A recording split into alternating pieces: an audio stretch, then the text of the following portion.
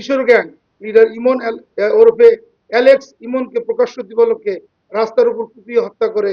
আপনারা নিশ্চয় অবগত আছেন, গত 12 এপ্রিল রাজধানীর রায়েরবাগ এলাকায় সম্ভবত না অ্যালেক্স ইমন নামে একজনকে হত্যা করা হয় এবং 48 ঘন্টার মধ্যে র্যাব 2 4 জনকে অ্যারেস্ট করে এবং পরবর্তীতে আজকে মানে গত রাত 14/8/2026 খ্রিস্টাব্দে আমরা আরো একজনকে গ্রেপ্তার করি।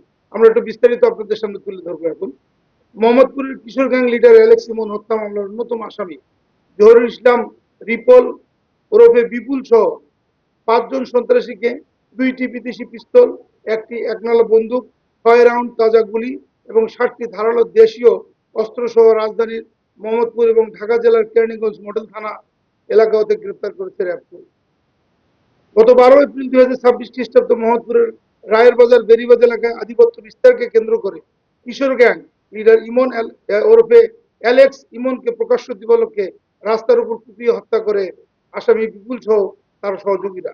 উক্ত ঘটনায় মোহাম্মদপুর থানায় 20 জনকে আসামি করে একটি হত্যা মামলা দায়ের করা হয়। এই হত্যা মামলা অজ্ঞাতনামা আসামি রয়েছে। মোহাম্মদপুর থানার মামলা নম্বর 36 তারিখ 13/4/2026 ধারা 302 দণ্ডবিধি। অদ্য 14/8/2026 তারিখ ভোর রাতে র্যাবের নিজস্ব গোয়েন্দা তথ্যের ভিত্তিতে র্যাব 2 জানতে পারে যে কেরানীগঞ্জ মডেল থানাধীন শাক্তা ইউনিয়ন ও খোলামোড়া এলাকায় কতিপয় চিন্তিত সন্ত্রাসী অস্ত্রধারীগণ অপরাধমূলক কর্মকাণ্ড সংগঠনের উদ্দেশ্যে অবস্থান করছে।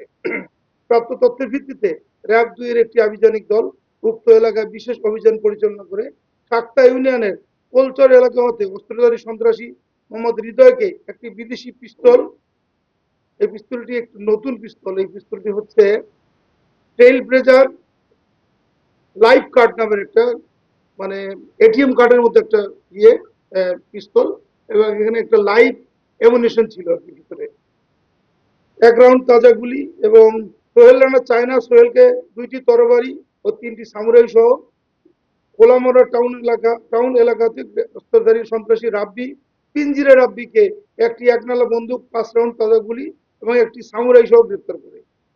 র্যাব 2 এর আভিযানিক দলটি আসামি পিঞ্জিরা রাব্বি দেওয়ার তথ্য মতে মোহাম্মদপুর এলাকার আলোচিত অ্যালেক্স ইমন হত্যা মামলার 7 নম্বর আসামি জহিরুল ইসলাম ওরফে রিপেল ওরফে বিপুলকে একটি বিদেশি পিস্তল সহ গ্রেপ্তার করে।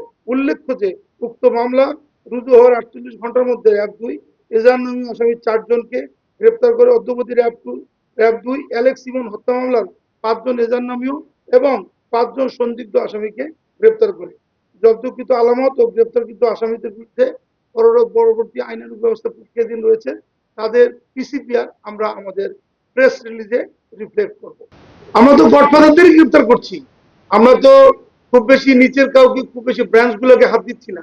আমরা গডফাদারদেরকে গ্রেপ্তার করছি দেখেই মোহাম্মদপুর আগের তুলনায় অনেকটা স্থিতিশীল এবং আমরা আশা করি অদূর ভবিষ্যতে, নিকট ভবিষ্যতে মোহাম্মদপুর আরো বেশি নিরাপত্তা প্রিয় হবে এবং সবাই নিরাপদে মোহাম্মদপুরে বসবাস করতে পারবে। এবং মোহাম্মদপুরের এগেনস্টে যে হাইপটা, যে মোহাম্মদপুর আসলে সিটি অফ গড, সেটা অনেক কথা বলা হয়, এগুলো আসলে একটা হাইপ।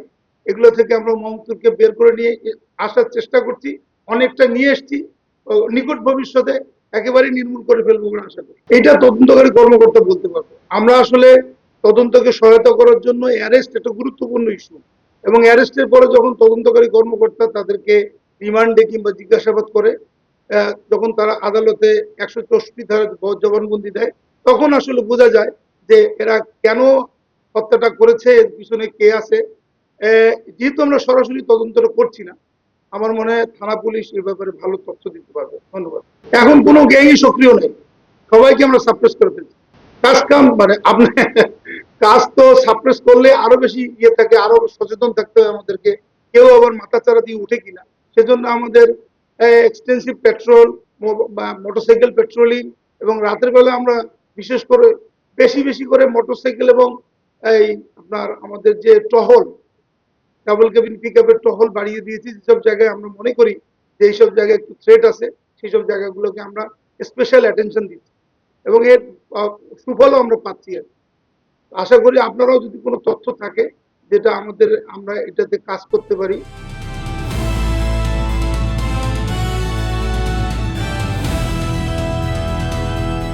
দিনাজপুর টিভি, মানুষের জীবনের কথা বলে।